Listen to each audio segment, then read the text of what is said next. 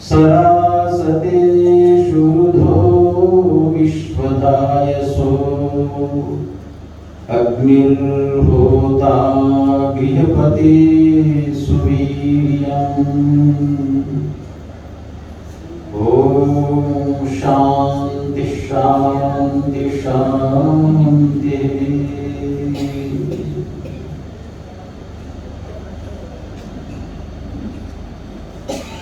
श्रद्धा में उपस्थित मातृशक्ति, धर्म प्रेमी सज्जनों,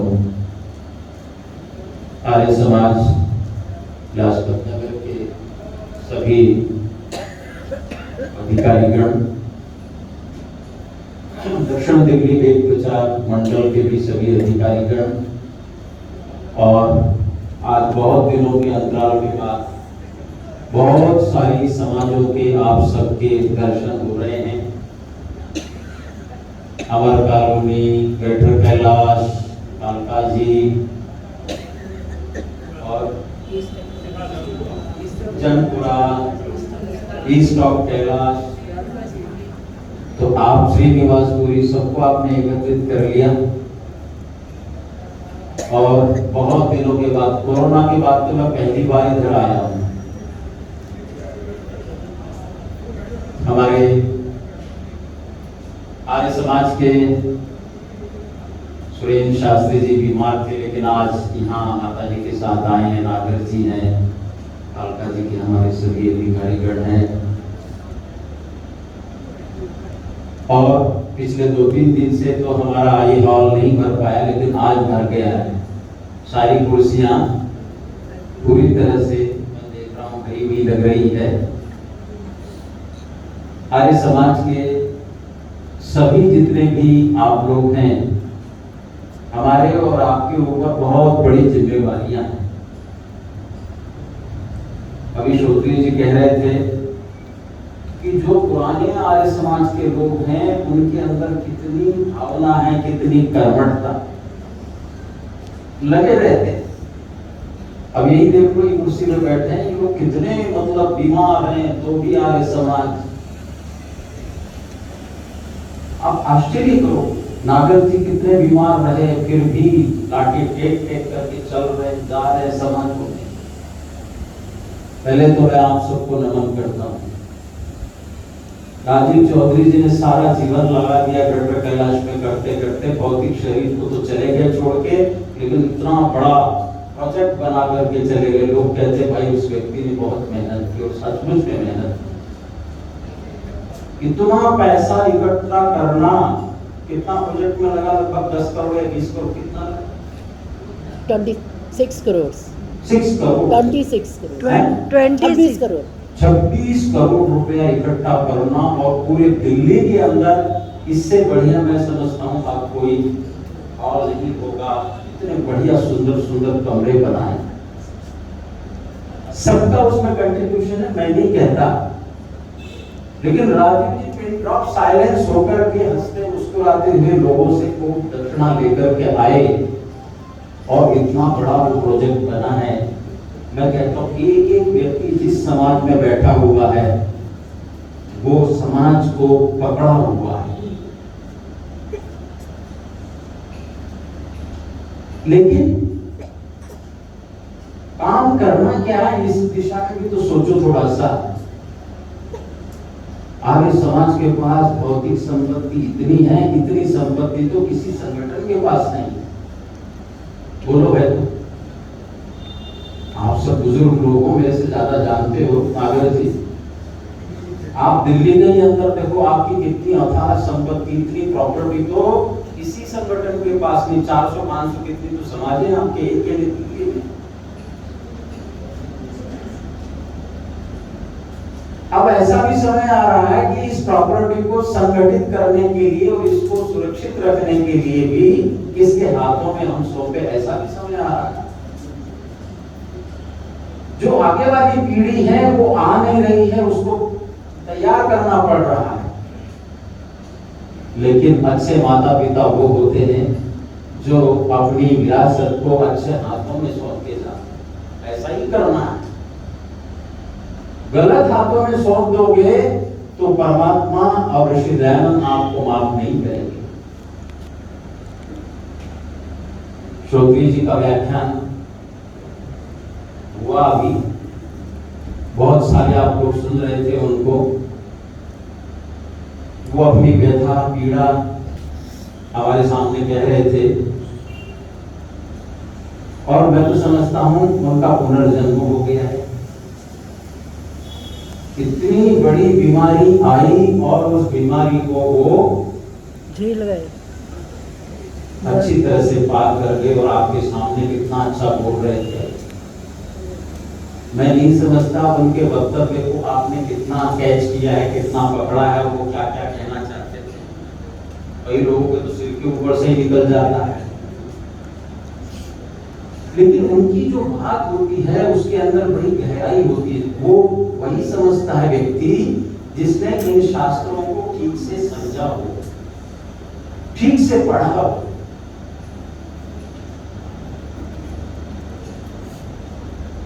लेकिन ऐसा है, विद्वान आए चले गए बोल करके, हम जहां हैं वही हैं। महर्षि दयानंद का इस देश के लिए सबसे बड़ा कंट्रीब्यूशन क्या है बताओ? दुनिया में समाज सुधारक तो बहुत हुए हैं, इतने हुए हैं कि बयान पता नहीं उनमें कौन से में आएंगे वो। भारत का तो इतिहास ऐसा है कि यहाँ इतने महान महान पुरुष पैदा हुए। मैं आपको एक घटना सुनाता हूं और आर्य समाज के लोगों को ये कहना चाहता हूं कि देखो, साहित्य के प्रचार के लिए थोड़ा बहुत पैसा निकाला करो। नहीं समझे आप? साहित्य के प्रचार का मतलब है ऋषि दयानंद के जीवन के छोटे छोटे ट्रैक, 10 पेज के, 15 पेज के, या फिर वेदों के बारे में थोड़ा 10 पेज के, 15 पेज के, और वो लाखों की संख्या में छपवाइए। ये बात को मैं बहुत गहराई से बताना चाह रहा हूं आपको। और उसको डिस्ट्रीब्यूट कराइए, जगह जगह दीजिए, कॉलेजेस में, यूनिवर्सिटीज में, जहां जहां जिस कॉलोनी में आर्य समाज है वहां थोड़ा सा पकड़ा दीजिए लोगों को। ज्यादा खर्चा नहीं आता है उसमें, 10 पेज के, 20 पेज के, लंबे लंबे नहीं चाहिए आप। उससे क्या होगा? उससे आपकी मान्यताओं का प्रचार प्रसार गली गली में होगा। यही एक तरीका है, अन्यथा आप केवल सत्याग्रह प्रकाश ये सब कहते और वो भी हम बांटते नहीं है, वो भी हम अपने क्या कहते हैं सदस्यों तक भी नहीं देते हैं, तो फिर कैसे प्रचार और प्रसार होगा? एक अभी आधुनिक समय में एक बहुत बड़े विचारक चिंतक ऋषि तुल्य हुए हैं। कभी आप लोग पांडिचेरी गए हो तो पांडिचेरी में एक बहुत अच्छा आश्रम है और उस आश्रम का नाम है श्री अरविंदो आश्रम। यहाँ IIT गेट के पास में भी एक बहुत बड़ा उनका स्कूल भी चलता है। बहुत बढ़िया स्कूल है, मदर इंटरनेशनल। तो श्री अरविंदो ने महर्षि के बारे में कुछ विचार रखे थे। गुरुकुल कामड़ी के जो बहुत पुराने स्नातक होते थे, 1935, 36 या 1911, 12, 13 के जो पहले के स्नातक थे, वो योगी अरविंद के पास में रह करके उनके ग्रंथों का ट्रांसलेशन करते थे, अंग्रेजी में, संस्कृत में, हिंदी में। उसमें बहुत सारे विद्वान थे और एक जो पुस्तक लिखी गई है जो वेदों का स्वाध्याय हम करते हैं, वो अभय देव विद्यालंकार का नाम आपने सुना। उन्होंने 365 दिनों के लिए एक पुस्तक दी है, उसका स्वाध्याय करते हैं ना, हर आर्य समाज में करते हैं। वैदिक विनय, वैदिक विनय। अभय देव विद्यालंकार भी उनके शिष्यों में रहे श्री अरविंदो के। वहां साधना करते थे वो लोग, योग की, और उनके कुछ काम भी करते थे। तो उसमें बहुत सारे जो आर्य समाज के विद्वान थे, वो एक दिन जाकर के योगी अरविंद के पास कहने लगे कि महाराज जी, आपने सबके बारे में तो लिखा है, भारत के आजादी को दिलाने वाले कौन कौन महापुरुष हुए हैं, उनका क्या क्या कंट्रीब्यूशन रहा है, इनके सबके बारे में तो आपने बहुत लिखा है, लेकिन दयानंद के बारे में आपने कुछ नहीं लिखा अभी तक। जबकि हम लोग गुरुकुलों से रहे हैं और आपके पास में इतने दिनों से साधना कर रहे हैं। तो श्री योगी अरविंद उनको जवाब देते हैं, कहते हैं, अच्छा तुम ठीक कह रहे हो, मैंने अभी तक दयानंद के ऊपर कुछ नहीं लिखा है, तो मुझे समय दे दो 1-2 दिन का। 2-3 दिन के बाद उन्होंने उन विद्वानों को बुलाया और वो निबंध, वो आर्टिकल जो लिखा था दयानंद के बारे में, वो उनको पकड़ा दिया, बोला इसको देखो, इसको पढ़ो। वो अब हिंदी में भी छपा था, दिव्या प्रतिनिधि सभा वालों ने छपा था शायद, और उसमें इंग्लिश में भी उसका ट्रांसलेशन हुआ है। तो जब ये कहा कि आपने सब विद्वानों के बारे में लिखा है, लेकिन महर्षि दयानंद के बारे में आपने कोई कमेंट्री नहीं की है, तो वो कमेंट्री जो आर्टिकल लिखा गया, उस आर्टिकल को पढ़ोगे तो आपकी आंखें खुल जाएगी। वो दयानंद कैसा था? आर्टिकल जो पढ़ते हैं उसको अंग्रेजी में, हिंदी में और उसका फिर संस्कृत में भी अनुवाद किया गया है, और उसका हिंदी में जो अनुवाद है वो है दयानंद व्यक्तित्व और कृति। अंग्रेजी में जो टेक्स्ट छपा है वो है दयानंद एंड हिज लाइफ। अब उसके शुरू के शब्द जब आप पढ़ेंगे ना, कैसे लिखते हैं योगी अरविंद दयानंद के बारे में, कि कुछ लोगों ने मुझे पूछा कि दयानंद को मैं कैसे देखता हूं, तो वो यहीं से शब्द प्रारंभ करते हैं। कहते हैं कोई व्यक्ति हिमालय के उपत्यका में जाकर के ये कहे, नीचे खड़ा होकर के, और ये देखे कि वहां जो सबसे ऊंची चोटी दिखाई देगी, उस चोटी के समान मैं महर्षि दयानंद को देखता हूं। यहीं से प्रारंभ होता है उनका वो ट्रैक। फिर जब वो लिखते लिखते आगे लिखते हैं कि मेरी दृष्टि में महर्षि दयानंद का मेरे ऊपर जो प्रभाव पड़ा है, हालांकि वो समाजी नहीं थे, तो वो क्या कहते हैं? वो कहते हैं, देखो उन्होंने कुछ पुस्तकें लिखी है, कभी पढ़ी आप उनको, बड़ी जबरदस्त किताबें हैं। एक पुस्तक लिखी है उन्होंने, द सीक्रेट ऑफ वेदास, वेद रहस्य नाम से। उसके 2 वॉल्यूम है, छोटे छोटे ऐसे, इतने बड़े बड़े, वो लेकिन कमाल के ग्रंथ छापे हैं, लिखे। ये जो अभी जिन जिन की चर्चा वेद चौधरी जी कर रहे थे मंत्रों की, उन मंत्रों का सारा विनियोग, उसका इंटरप्रिटेशन बड़े ढंग से उन्होंने किया है उसमें। तो वो क्या कहते हैं कि मैं वेदों को अभी तक ढंग से समझ नहीं पाया, क्योंकि मैंने सायणाचार्य और दूसरे विद्वानों के उन ग्रंथों को, उनके अर्थों को मैंने पढ़ा, तो मुझे क्लियर नहीं हो रहा था कि वेद वास्तव में परमात्मा की वाणी है कि नहीं। पर जब मैंने दयानंद को पढ़ा और दयानंद के किए हुए अर्थों को अच्छी तरह से जाना, तो फिर क्या कहते हैं वो फिर अंग्रेजी में बाद में वेद के बारे में टिप्पणी, कमेंट्री लिखते हुए कहते हैं, अंग्रेजी के शब्द हैं, whatever may be the complete and final interpretation of the Vedas, Dayanand will be honored as the first discoverer of the right truths. बहुत बढ़िया। वेदों का अंतिम और प्रामाणिक भाष्य या वेदार्थ की पूंजी यदि सबसे पहले 5000 वर्षों के बाद किसी को मिली है, तो मैं सबसे पहले महर्षि दयानंद का आदर करना चाहता हूं, उनको सम्मान देना चाहता हूं। जिन वेदों को मुझ जैसा व्यक्ति नहीं समझ पाया,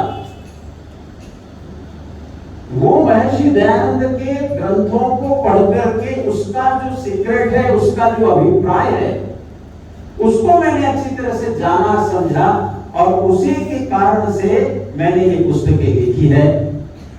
तो योगी अरविंद कहते हैं, तुम कहते हो ना कि मुझे दयानंद कैसे हैं, और फिर उन्होंने क्या किया, उसका जो आर्टिकल का नाम रखा वो केवल दयानंद रखा। तो लोगों ने फिर पूछा विद्वानों ने कि आपने आगे पीछे ना ऋषि शब्द जोड़ा, ना महर्षि जोड़ा, न स्वामी जोड़ा आपने। वो क्या लिखते हैं, वो कहते हैं कि अरे ठीक कहते हो तुम लोग, मैं ये कहना चाहता हूं आपको। अरविंद कहते हैं कि मैंने दयानंद के आगे पीछे कोई विशेषण नहीं लगाया। तो दयानंद के आगे पीछे विशेषण नहीं लगाया, इसलिए नहीं लगाया कि अरे महाभारत के 5000 वर्षों के बाद एक ही तो दयानंद हुआ है, इसलिए उसके पीछे न ऋषि लगाने की जरूरत है, न स्वामी लगाने की जरूरत है। बहुत सारे स्वामी घूम रहे हैं, बहुत सारे अपने आप को ऋषि कह रहे हैं, दयानंद तो केवल अकेला दयानंद ही था। मैंने आपको ये बात इसलिए कही कि ऋषि दयानंद के वक्तव्य को पढ़ करके उन्होंने हमको क्या नहीं दिया। आज चंद्रयान 3 को भेजा गया चांद पर। अब इसकी टेक्नोलॉजी और इसके बारे में कहीं कोई अपना, आप देखते हैं कि अपने पास भी कोई मैटर है इसके बारे में। इसरो के जो चेयरमैन है एस सोमनाथ, वो केरला में पैदा हुए हैं और उनके पिता जो है वो हिंदी के अध्यापक थे वहां, अभी भी हैं शायद।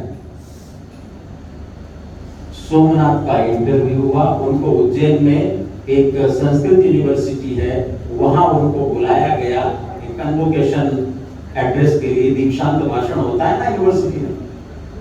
तो इसरो के चेयरमैन एस सोमनाथ ने कहा कि मुझे ये कैसी रुचि हुई साइंस के प्रति। मेरे पिता तो हिंदी के अध्यापक रहे, लेकिन मेरे पिता ने मुझे बचपन में ही कुछ पुस्तकें दे दी थी पढ़ने के लिए, उससे मुझे साइंस पढ़ने की रुचि पैदा हुई। और वो कहते हैं कि आज मैं जो कुछ मुझे परमात्मा ने ज्ञान दिया है वो सब मैं अपने पिता को नमन करता हूँ।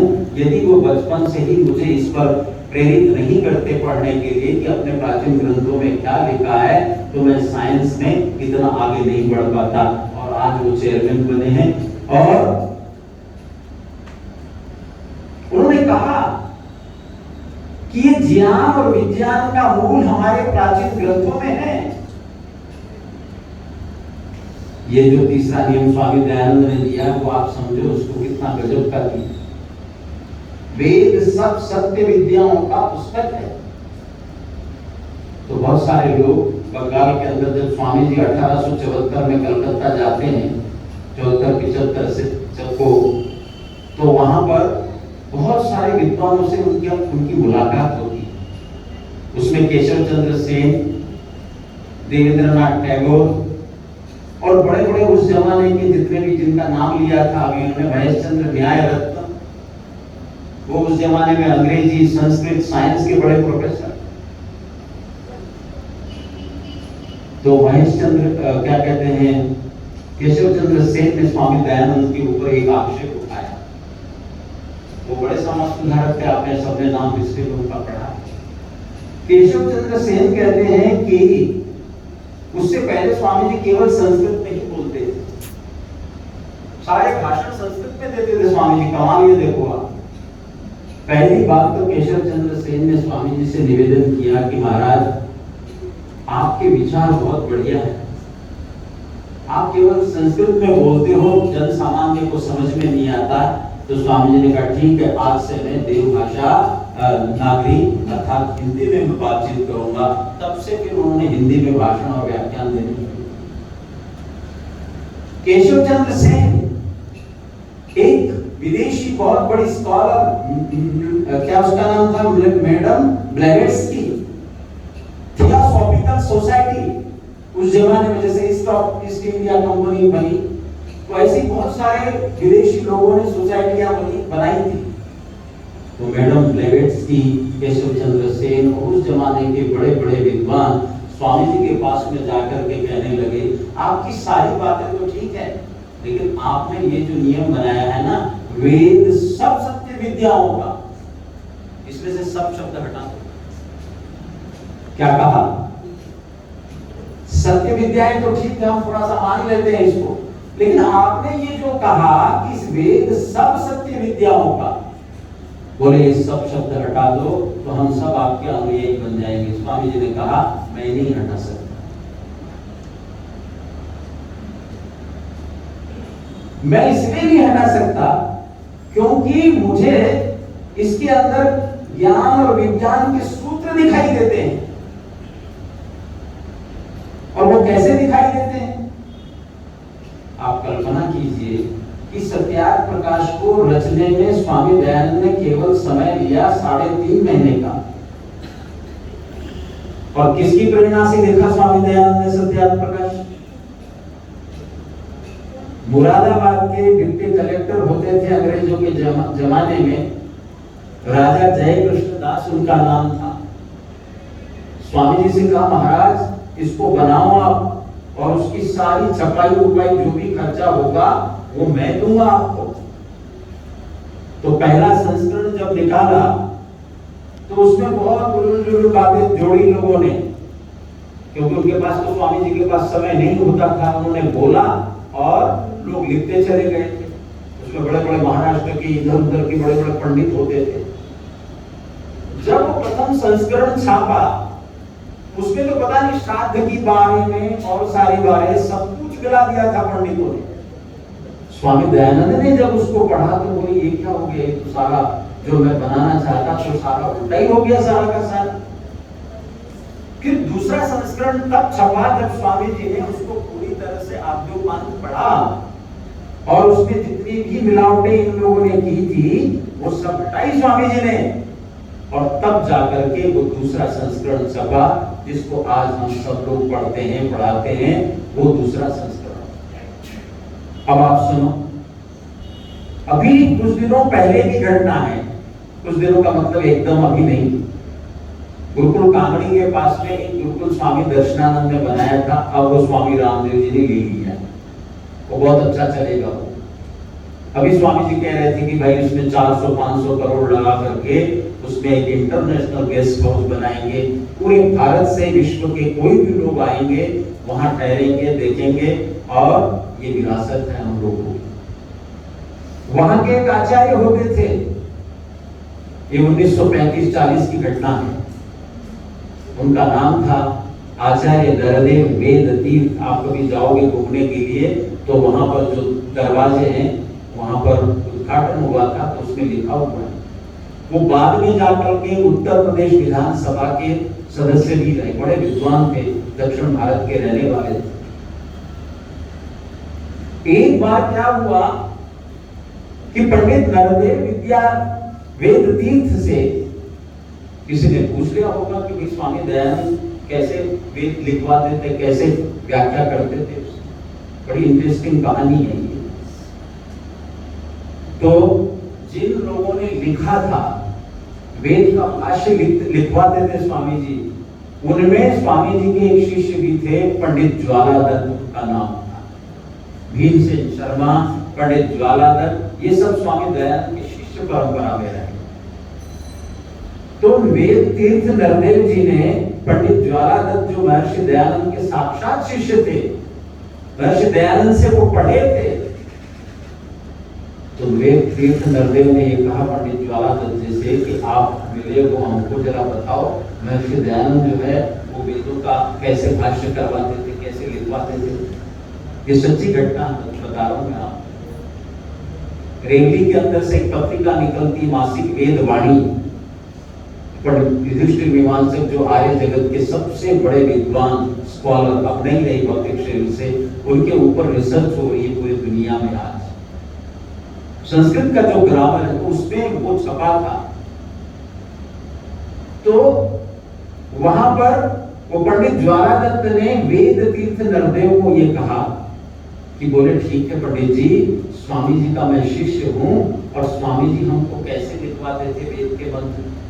यजुर्वेद का भाष्य किया स्वामी दयानंद ने और ऋग्वेद के 7.25 मंडल का भाष्य किया। इतना ही कर पाए स्वामी जी अपने जीवन में। फिर तो जगन्नाथ ने जहर दे दिया, सारा काम रुक गया। उसके बाद आर्य समाज के विद्वानों ने उस अधूरे रह गए भाष्यों को पूरा किया और चारों वेद अब मिलते हैं, आपको बहुत अच्छी तरह से ज्ञान है। मैं जो कहानी बता रहा हूं ये इतिहास है आर्य समाज के। पंडित ज्वालादत्त कहते हैं कि स्वामी जी का नियम था कि ब्राह्म मुहूर्त में जल जाते थे महर्षि दयानंद। ये अजमेर के पास पुष्कर की घटना बता रहा हूं मैं। और हमको नित्य समय देते थे स्वामी जी की कितने बजे तुमको आना है, सवेरे 4 बजे या 5 बजे। फिर हम सब पंडितों को ऐसे बिठा देते थे स्वामी दयानंद, ज्वालादत्त जी और जितने भी बड़े बड़े स्वामी जी के शिष्य रहे थे। तो बोले फिर क्या करते थे, फिर वो अपने पास पुस्तकें रखते थे सारी। कौन सी पुस्तकें? जो सायणाचार्य ने कमेंट्री लिखी, गुवर्ट ने लिखी, जिनके नाम ले रहे थे अभिश्रोत्री जी, वो सबका भाष्य रखवाते थे अपने पास। फिर हम पंडितों को कहते थे कि भाई देखो इसने क्या लिखा, इसने क्या लिखा, इस वेद मंत्र पर इस विद्वान ने क्या लिखा। सबको पढ़वाते थे वो सबको, और पढ़ करके उसके बाद वो अपनी व्याख्या हमको लिखवाते थे। हम उसको ट्रांसलेट हिंदी में लिखते थे, संस्कृत में लिखते थे पहले, फिर उसका भावार्थ हम लिख लेते थे। फिर एक घटना जो मैं आपको विशेष बता रहा हूं वो समझने की है। पंडित ज्वालादत्त जो महर्षि दयानंद के साक्षात शिष्य हैं, वो क्या लिखते हैं कि बोले स्वामी जी कभी कभी जब उनको व्याख्यान में या लिखवाने में कोई समस्या आती थी, समझ में नहीं आता था उनको कि इस वेद मंत्र का क्या अर्थ होना चाहिए, वो वहीं छोड़ देते थे। वो कहते थे बस आज इतना ही रखो। उसके तुरंत बाद कहते हैं कि वो अपने कुटिया में जाकर के ध्यानावस्थित हुए। देखिए कमाल की घटना, देखो आप कितनी देर बैठे रहते थे। तो ये जो आती है ना घटना की 16 घंटे 17 घंटे की समाधि लगा देते स्वामी जी, ये वही घटना है। स्वामी जी कहते हैं कंटिन्यूअसली 16-17 घंटे बैठे रहते थे, और जब उनको कुछ समझ में आ जाता था फिर उसके बाद में वो हम सबको बुलाते थे कि अब इतने बजे आ जाओ, और उसके बाद वो महर्षि दयानंद वेद मंत्रों का व्याख्यान कराते थे। मेरी माताओं, सज्जनों, बहनों, जिस ऋषि ने इतनी तपस्या की हो, इतनी साधना की हो, तब जाकर के वेदार्थ उनके मस्तिष्क में उतरता था, उसको वो लिखवाते थे। इसीलिए 19वीं शताब्दी में और महर्षि दयानंद ने इतना बड़ा योगदान इसके बारे में लिखा, इसीलिए कहते हैं वेदोद्धारक ऋषि दयानंद। बहुत सुंदर, ताली तो बजा दो। कितनी मेहनत करते थे महर्षि दयानंद। 16-17-18 घंटे की समाधि के बाद उनको जो वेदांत समझ में आता था वो लिखवाते थे वो।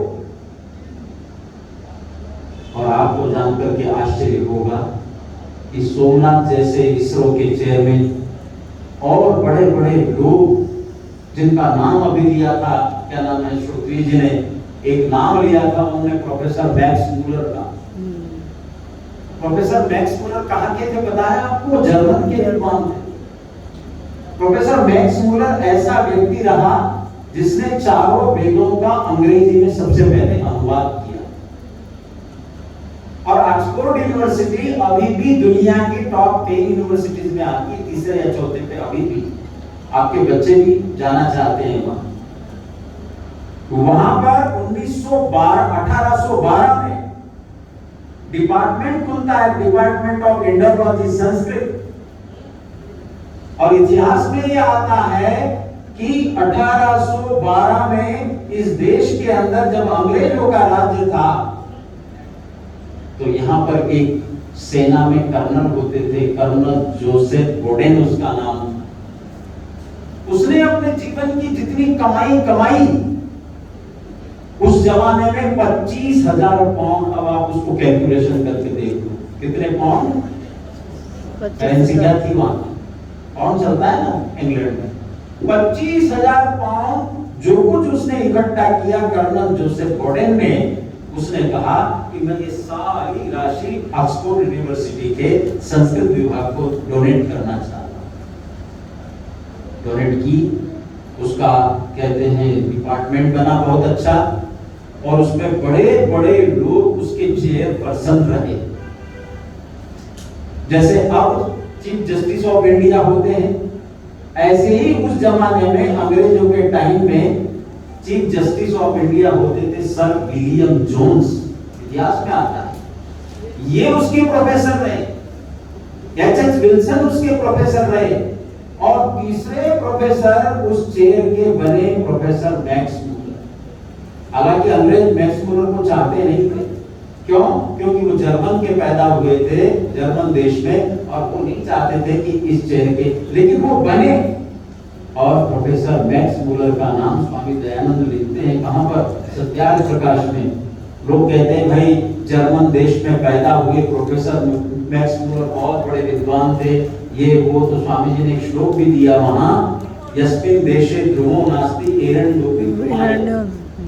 ऐसा करके उनका थोड़ा सा कहा उनके बारे में कि जिस देश में कोई वृक्ष नहीं होता वहां एरंड वृक्ष को ही सबसे बड़ा मान लिया जाता है। स्वामी जी ने दिया, ये कहां दिया स्वामी जी ने? ऋग्वेदादि भाष्य भूमिका के लास्ट के चैप्टर में दिया है स्वामी जी ने। आप जो वेदों का भाष्य कर रहे हो, अपनी पढ़ाई को कर रहे हो आप, तो आपसे पहले जितने भी स्कॉलर हुए, विद्वान हुए हैं, तो उनका भाष्य आपको अच्छा नहीं लगा?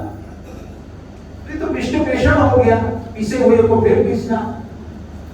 तो स्वामी जी ने वहां जवाब दिया बड़ा सुंदर, कहते हैं मैक्स मूलर आदि की जो दृष्टि थी, भावना थी, वो ये थी कि किसी न किसी तरह से भारत की इंडियन कल्चर, वैदिक कल्चर को दूषित करना है। जैसे आप कहते हैं कि लॉर्ड मैकाले ने हमारे देश की एजुकेशन सिस्टम को विकृत किया, ऐसे ही इन लोगों का काम यही था कि भारतीयों को ये बता दिया जाए कि इनकी कोई कल्चर नहीं है, इनकी कोई संस्कृति नहीं है, ये जिसको देखते हैं उसी के सामने माथा टेकते हैं, फलाना फलाना ये वो। और वो कर्नल जोसेफ बोडेन ने 25,000 पाउंड का, 1000 नहीं 25,000 पाउंड, वो जो वहां पर पैसा दिया था, वो इसलिए दिया था कि भारत के इन ग्रंथों का अच्छी तरह से अनुवाद नहीं करना, इसका ट्रांसलेशन गलत करना है, ताकि भारतीय अपने किए हुए ग्रंथों के ऊपर कहते हैं अस्मिता न रखे। तो जितना अधिक इनके भाष्यों का गलत अनुवाद करोगे, उतना ही हम ये कहेंगे कि भारतीयों को जीना नहीं आता, इनकी कोई कल्चर नहीं, फलाना ढिकाना। अब आप कमाल देखो, जो मैक्स मूलर ये कहता है कि वेद तो गडरियों के गीत है, चाइनीज हिम्स ऐसा कहा, उसी मैक्स मूलर से ऋषि दयानंद का पत्र व्यवहार होता था। ध्यान दीजिए आप, स्वामी दयानंद ने जो पत्र लिखे हैं विदेशी विद्वानों को, उसमें बहुत सारे लोग थे, और इसलिए आपको जानकर के आश्चर्य होगा कि लोग कहते थे कि भाई समुद्र पार नहीं करना है, 7 समुद्र पार नहीं करना, भ्रष्ट हो जाओगे, फलाना ढिकाना। उस जमाने में महर्षि दयानंद ने श्यामजी कृष्ण वर्मा को पढ़ने के लिए कहां भेजा? अरे ये तो इतिहास प्रसिद्ध है, ऑक्सफोर्ड यूनिवर्सिटी में भेजा उस जमाने में। और श्यामजी कृष्ण वर्मा ने उस समय में बीए ऑनर्स संस्कृत, और वहीं पर प्रोफेसर बने वो। बाद में उन्होंने इंडिया हाउस की स्थापना भी की। कहां? इंग्लैंड के अंदर, लंदन में। उस इंडिया हाउस की स्थापना इसलिए की थी कि भारत से जितने भी क्रांतिकारी आएंगे, चाहे भाई परमानंद हो, चाहे वीर सावरकर हो, वो सारे के सारे लोग इंडिया हाउस में ही स्थान प्राप्त करते थे। उसके मूल में श्यामजी कृष्ण वर्मा थे। श्यामजी कृष्ण वर्मा जो आर्य समाज, मुंबई काकड़वाड़ी जो सबसे पहली समाज है, वहां पर जैसे आप लोग सिग्नेचर करते हो कि आज फलाने फलाने तारीख को सत्संग हुआ, ऐसे ही वहां का जो रजिस्टर है उसमें श्यामजी कृष्ण वर्मा के हस्ताक्षर होते हैं 50वें कितने नंबर पर। और श्यामजी कृष्ण वर्मा को मूल रूप से भेजने के लिए महर्षि दयानंद थे, जाओ तुम वहां की टेक्नोलॉजी सीखो। हमारे कई सारे बच्चों को स्वामी दयानंद भेजना चाहते थे कि विदेशों में जाओ, उनकी जो टेक्नोलॉजी है, जैसे अब भी जाते हैं लोग, जर्मन जाते हैं, इधर जाते हैं, तो उनकी जो टेक्नोलॉजी है वो यहाँ भारत में आकर के भारत को हमें और आगे बढ़ाना है। क्या गजब ऋषि दयानंद की दूरदृष्टि तो देखो आप। इनका नाम लिया था गुरुदत्त विद्यार्थी का भी। इनकी एक पुस्तक है, वो है वैदिक टर्मिनोलॉजी। वो पुस्तक उस जमाने में लिखी थी, महर्षि दयानंद के समकालीन रहे हैं। वो पुस्तक आज भी कहते हैं ऑक्सफोर्ड यूनिवर्सिटी के वहां बच्चों को पढ़ाई जाती है कि वेद को समझना हो तो ये पुस्तक आपको पढ़नी चाहिए। ये गुरुदत्त विद्यार्थी की कितनी बड़ी कल्पना। और दयानंद ने तो उस जमाने में कहते हैं ना लोग आर्य समाज का क्या योगदान है, 200वीं जयंती मना रहे हैं, ये सब बातें इतिहास के गर्भ में छिपी हुई। भवानीलाल भारती और बड़े बड़े इतिहासकार हमारे जितने भी हुए, इन लोगों ने इस इतिहास को निकाला, बताया और आपको कहा कि आप महर्षि दयानंद के ऐसे ही शिष्य नहीं बने हो। ऋषि दयानंद ने अपने जीवन के अंदर पता नहीं किन एक बहुत बड़ी विदुषी महिला थी, इतिहास में आता है, पंडिता रमाबाई। वो पुणे की रहने वाली थी और उस जमाने में बहुत बड़ी स्कॉलर थी। वो यदि एक हुक्का भरती थी तो सारे महिलाएं उसके पीछे आ जाती थी, इतनी पढ़ी लिखी थी।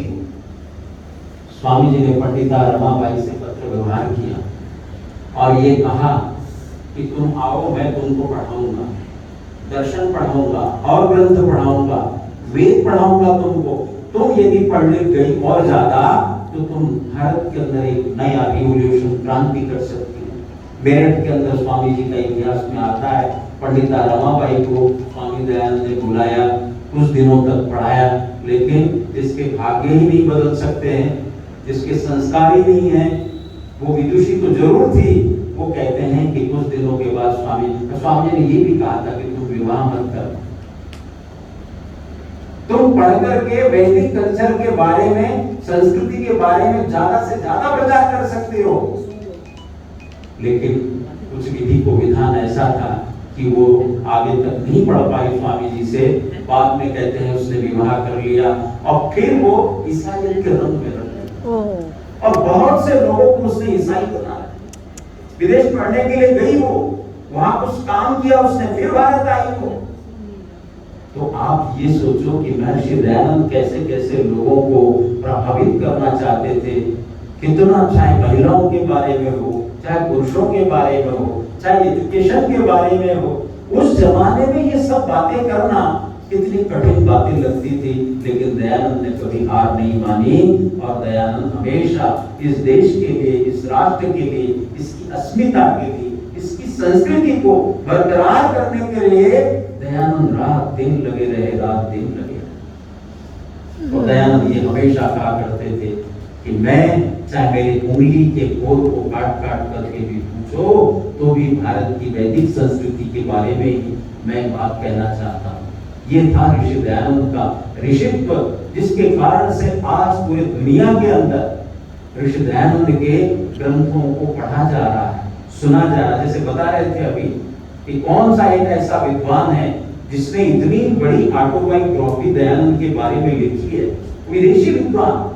और कहते हैं ऐसी जीवनी बहुत कम लोगों ने लिखी है।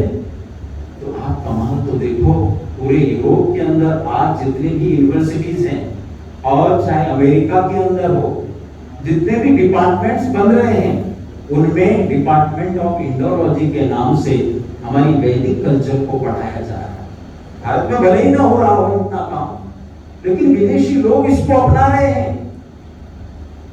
एस सोमनाथ जैसे जो चेयरमैन, इतने बड़े बड़े विद्वान, वो कहते हैं कि आपके ग्रंथों में इतना कुछ दिया हुआ है।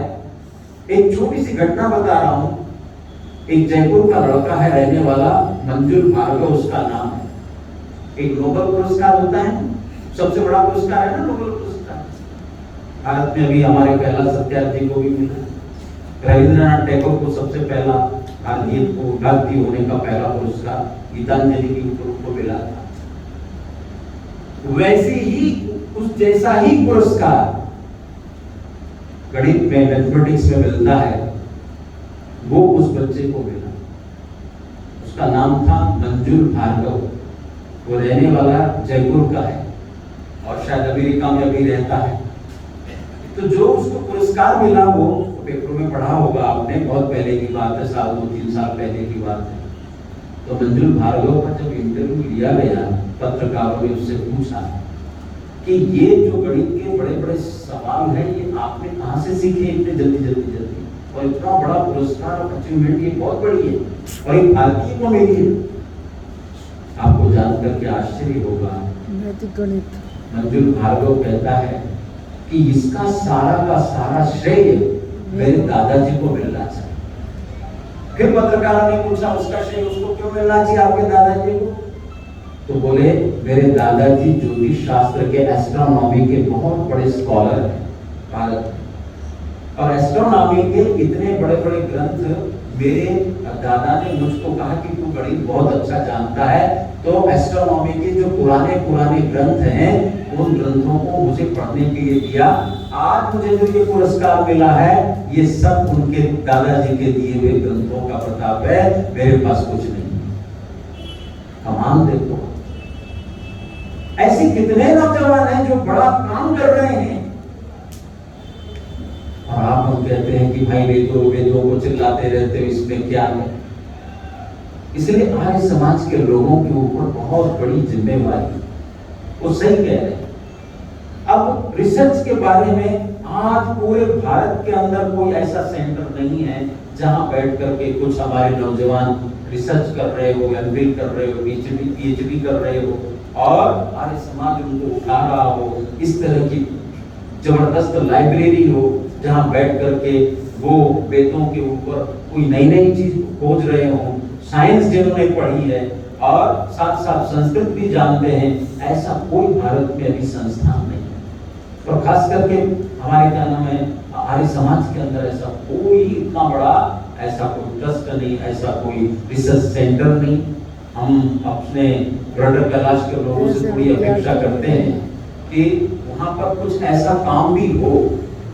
बड़े बड़े जो हमारे बच्चे भारत में नहीं, पूरे डीयू में, जेएनयू में और देश के तमाम यूनिवर्सिटीज में, तो आप उसमें से निकल आइए ना कि दयानंद का क्या कंट्रीब्यूशन है। एक भी रिसर्च यदि आ गई तो पूरी दुनिया में फिर से तहलका मच सकता है, लेकिन वो करेगा कौन? हम और आप तो बस केवल भाषण सुनकर के चले जाते हैं, कहो तो कोई सुनने को राजी नहीं है। कहते रहे चौधरी जी, सारे लोग आए इस प्लेटफॉर्म पर, आकर के चले गए, रोते रहे अंदर से, क्या हुआ? कुछ नहीं हुआ, चेंज कुछ भी नहीं आ रहा है। हमारा जो पैसा है, जो मेहनत की कमाई है, वो कहीं ऐसी जगह लगना चाहिए जो बड़े बड़े इंस्टीट्यूशंस हैं आर्य समाज के, जो बहुत कुछ काम कर सकते हैं।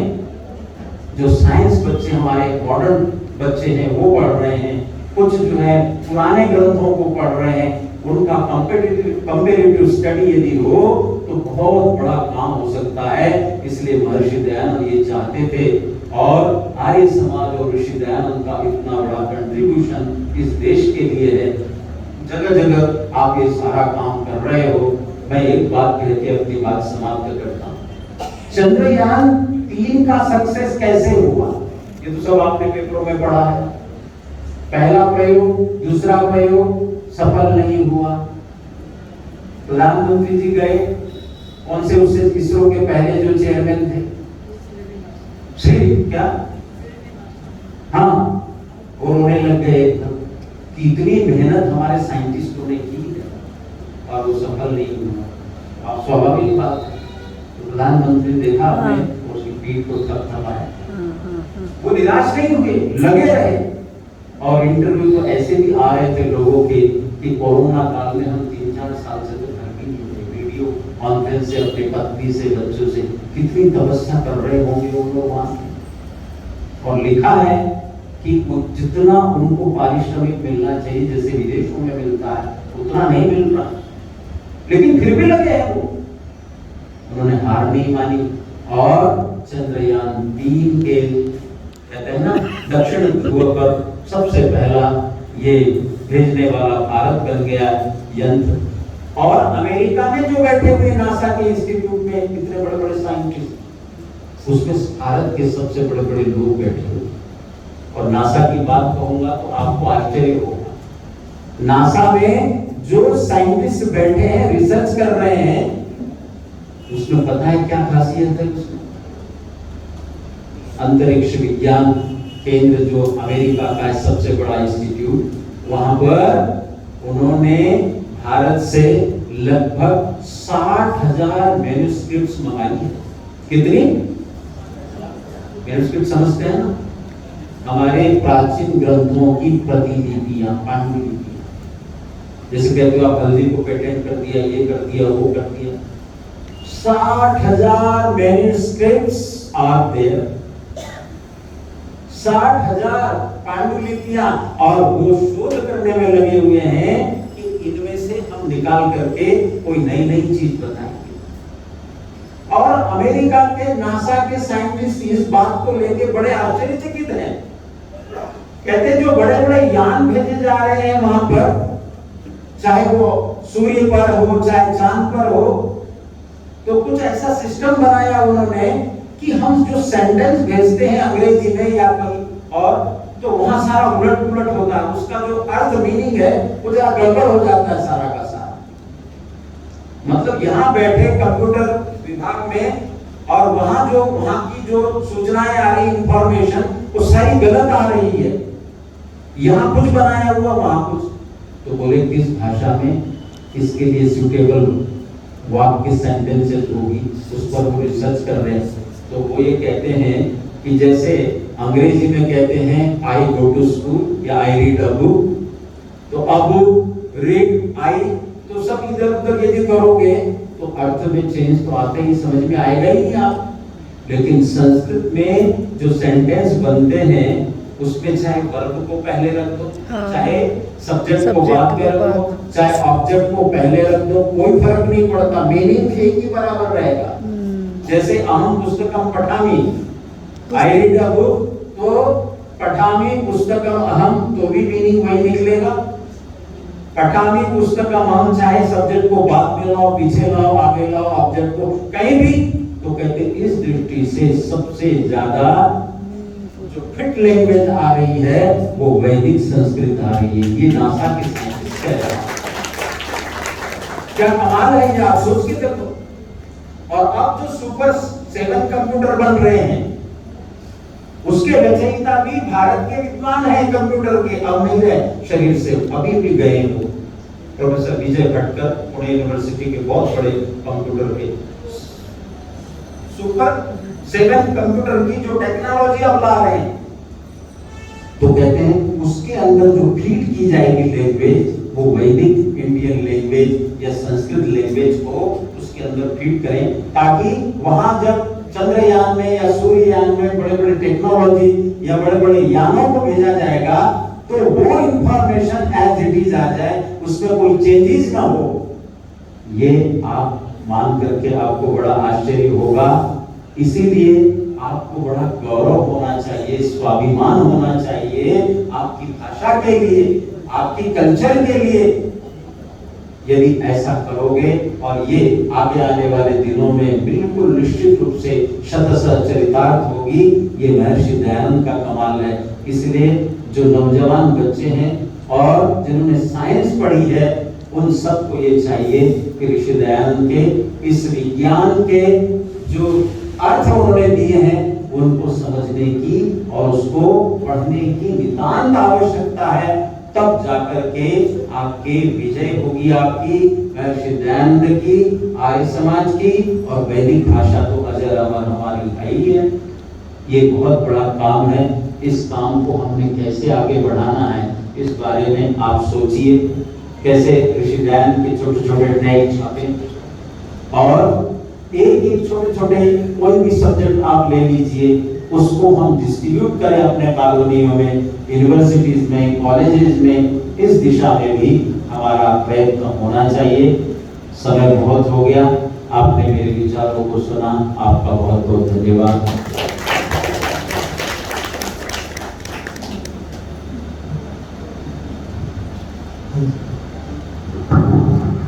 बहुत बहुत धन्यवाद डॉक्टर साहब।